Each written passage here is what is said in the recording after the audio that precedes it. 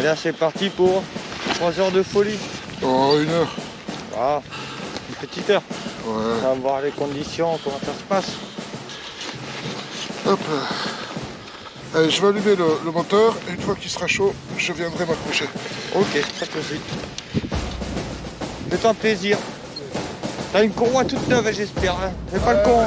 J'espère que je me suis pas trompé. On sait jamais. L'erreur est humaine.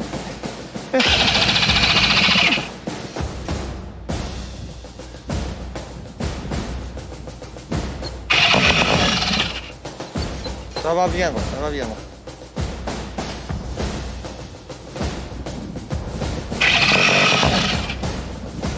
Mon prochain, ça démarre.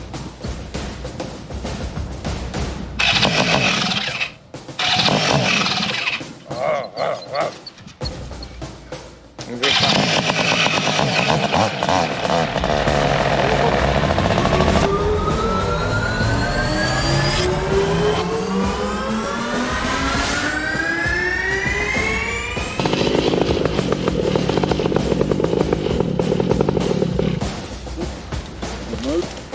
mal.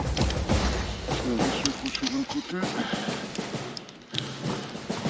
Ok, je suis accroché de l'autre. Ok, je vais mettre mes mains devant pour qu'on se lance. Ouais. Après, tu me dis.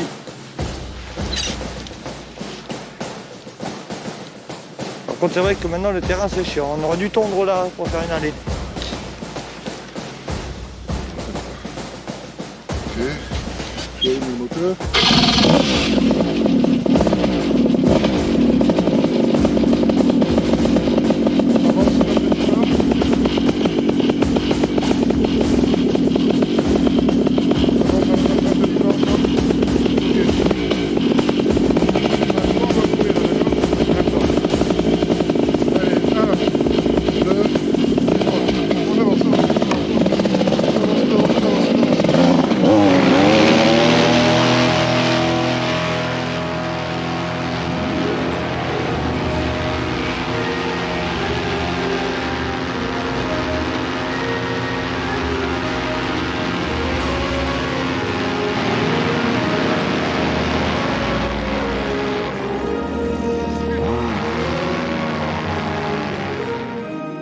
Salut, Captain Medoc à l'appareil.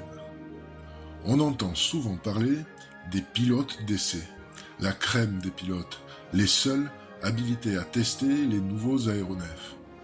Je ne suis pas un pilote d'essai. Par contre, je suis le premier pilote de paramoteur à pouvoir compter sur un copilote d'essai. Joachim a été mon premier passager. Il est particulièrement courageux et il est le seul à qui je puisse proposer certaines missions. Son courage, son sang-froid et son engagement sont des qualités rares, mais complétées par sa fiabilité, sa précision et sa capacité d'analyse, elles en font un copilote complet, capable de me relayer en prenant les commandes quand je dois régler mes instruments ou, comme on le voit ici, en contrôlant la poignée des gaz pendant que j'enfile mes gants de plongée. Plus que mon copilote, Joachim est aussi mon ange gardien. Pas plus loin que le mois dernier, je pars voler seul, sans prévenir personne, juste avant le coucher du soleil. Je décolle, je prends une centaine de mètres au-dessus du déco, et j'entame la traversée d'un morceau de forêt, vent dans le dos. Quand soudain, mon moteur s'arrête. Pas le temps d'insulter l'univers, je suis sous le vent de mon terrain, et je sens qu'il est hors de portée. Je continue donc, dos au terrain, franchis la lisière de la forêt, et profite d'avoir le vent dans le dos pour planer au-delà d'une zone de vignes et de fils électriques. J'arrive enfin au-dessus d'un terrain en friche et parviens à tourner face au vent pour me poser au bord de la route. Je ne suis pas très loin de chez moi et naïvement, j'essaie d'appeler ma femme pour qu'elle vienne à mon secours. J'appelle en vain. La ligne était occupée. Mais quelques secondes à peine plus tard, mon téléphone sonne. Qui est-ce? Ma femme? Non, mon copilote, bien sûr. Bien que n'étant pas de service, il avait suivi mon décollage depuis chez lui. et avec son expérience du vol, avait su interpréter toute la séquence des événements, depuis la diminution du régime moteur jusqu'à l'arrêt de ce dernier. En considérant mon altitude, l'orientation et la force du vent, il a tout de suite compris que je n'atteindrais pas latéraux et que j'avais besoin de son aide.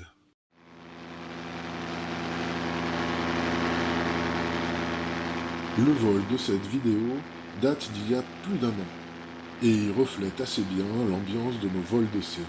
Un peu d'accroc à la descente et un cratère à latéraux, dû, ce jour-là, à un très fort gradient de vent. Le plan de vol était relativement banal. Départ plein ouest et montée à 4500 pieds. Cheminement retour au-dessus des nuages, extinction du moteur et début des essais en vol. On est parti pour la chute.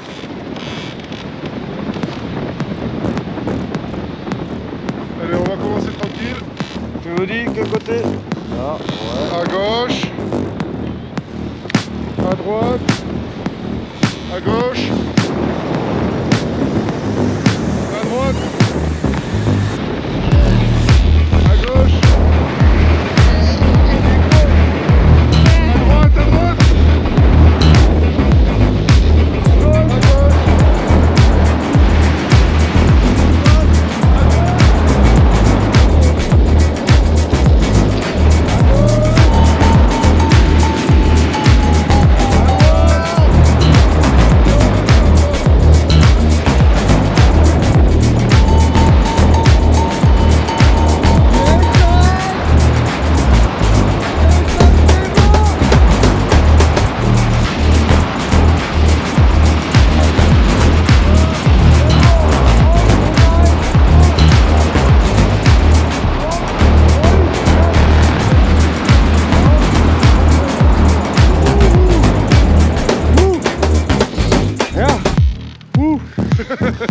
Ouh.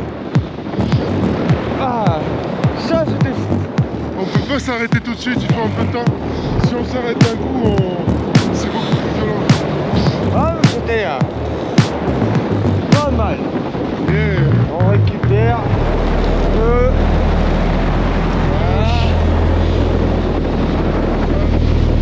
À gauche. Ah, c'est pas mal. À droite. À gauche. À droite. À gauche. À droite.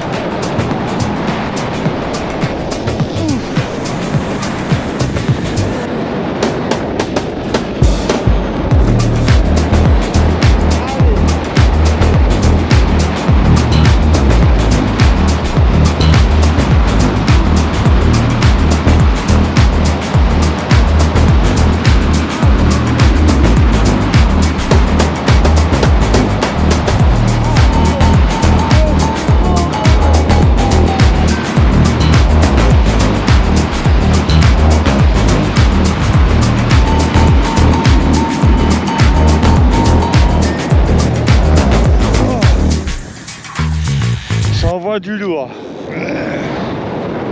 Ah. J'ai la lampe, elle est sortie par le nez tout seul. Tu sais. Ouais, la rubalise, elle est nickel. Ah, c'était bon. Allez, on a encore quelques mètres à faire. Nickel. Ah, on a de la fumée à Velerac pour montrer le sens suivant aussi. Ah ouais.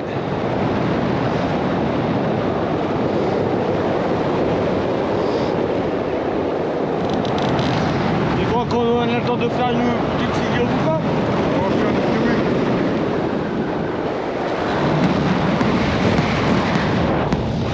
Ouais.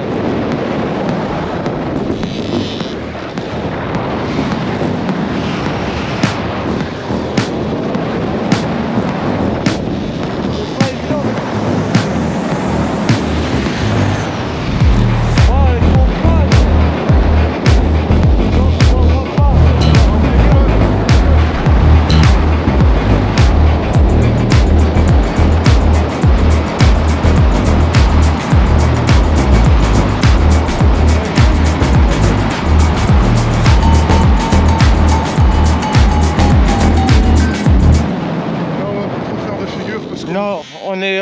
on est près du sol. on commence à on est bien descendu là. Ouais. Tu te rappelles, on se tient près de toi encore, mais on se mettra debout quand je te dirai. Ouais. Bon, le vent il a l'air tranquille. Ouais, ça a l'air de se lever là. Ouf, ouais, c'était sympa. Ouais, c'était sympa.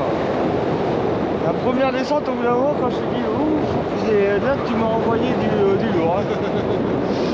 Ah, elle est peut-être un peu de travers, je sais pas si on peut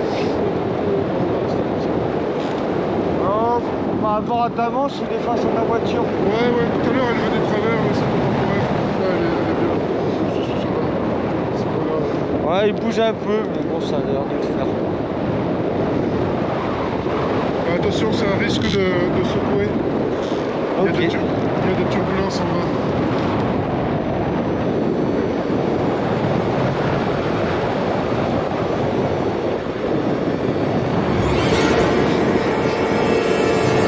Tu veux pas faire un 3-6 là? Je sais pas trop. Même pas de Non, on va descendre à la vitesse. Parce qu'on est bien arrivé dans des photos.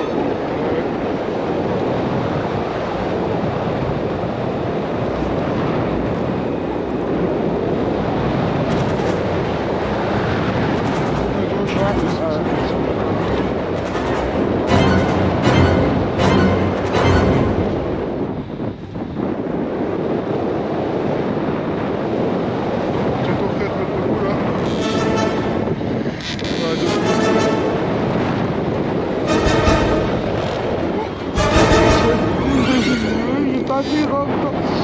Montre qu'il y a des trucs. Là.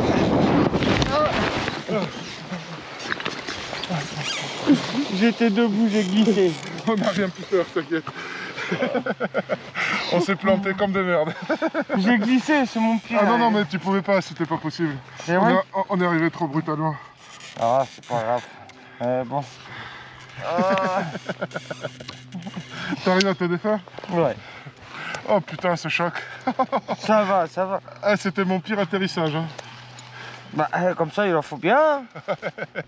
Mais en fait, si tu veux, le problème, c'est que le vent, il s'arrête ici. Il est fort en haut et du coup, ça nous fait... T'as vu, on était haut et on n'arrivait plus à avancer. Et on est tombé d'un coup. Ouais, j'ai visé le chemin, tu vois, entre les deux pour pas qu'on se prenne les vignes. Mais le truc, on est tombé d'un coup, quoi. Ouais. Oh putain. Ah. Pas de dégâts, le moteur derrière, ça a l'air bon? Je sais pas, attends, il y a des trucs. Ouais, c'est tombé. C'est ton téléphone. Et une carte de visite.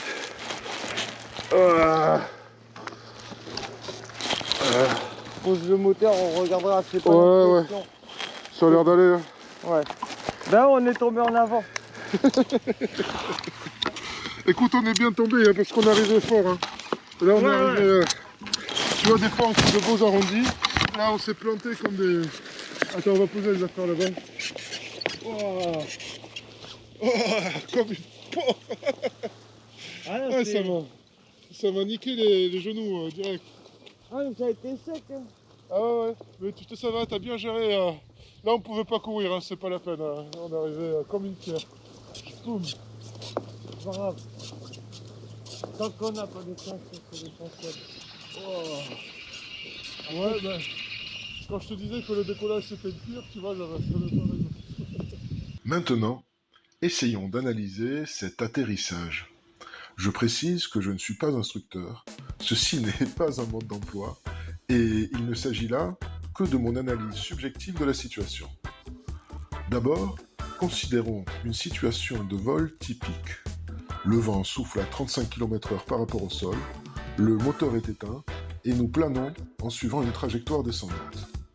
Ma voile vole à 40 km/h par rapport à l'air, ce qui fait que mon copilote et moi avançons à 5 km/h par rapport au sol.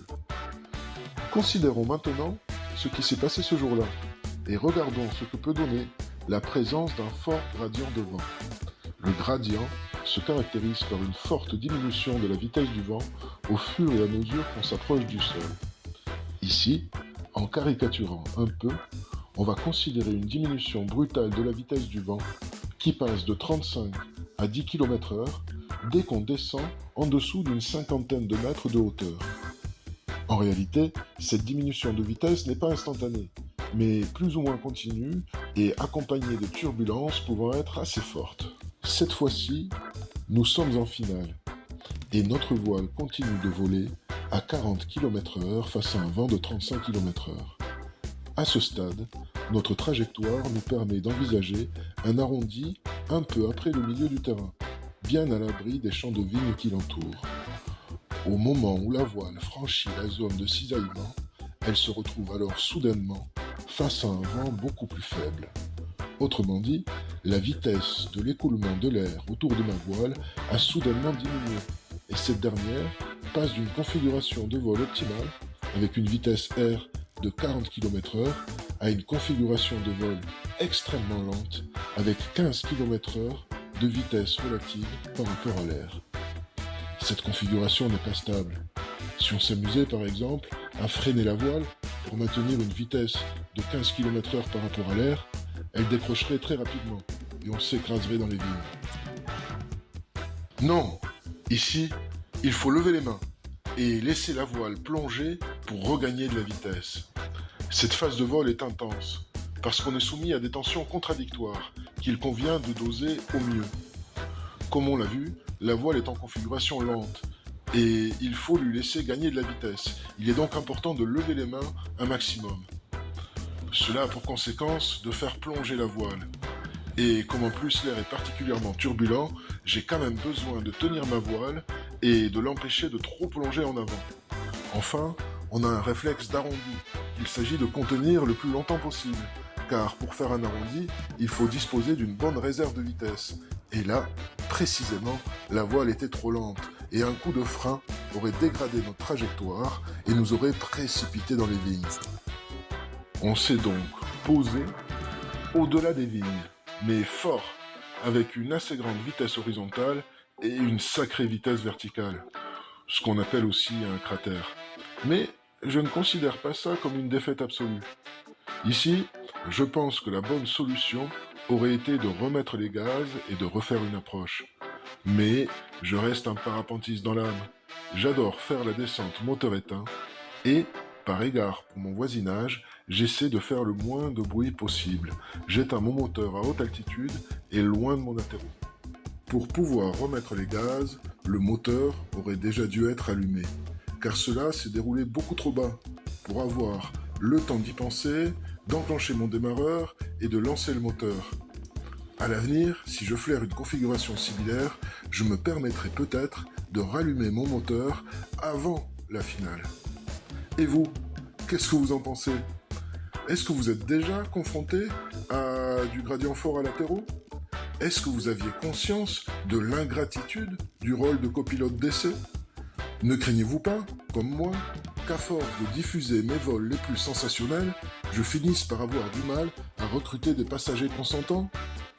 N'hésitez pas à réagir dans les commentaires et à vous abonner à ma chaîne. Faire ces vidéos me demande un temps colossal et vous devez m'aider à convaincre ma femme que ma mission est absolument nécessaire. Quand j'ai vu le bordel, et puis mais on est descendu, on a pris là, quelques mètres. Ah, c'était pas mal. Ouais, mais bon, ça va, parce qu'il n'y a pas de dégâts. Oui, bah heureusement. Sinon, c'est pas drôle. Ah non, il n'y a pas de dégâts. On s'est bien éclaté là-haut. Ouais, c'était chouette. Un peu le premier 3-6, j'avais un vent qui sortait.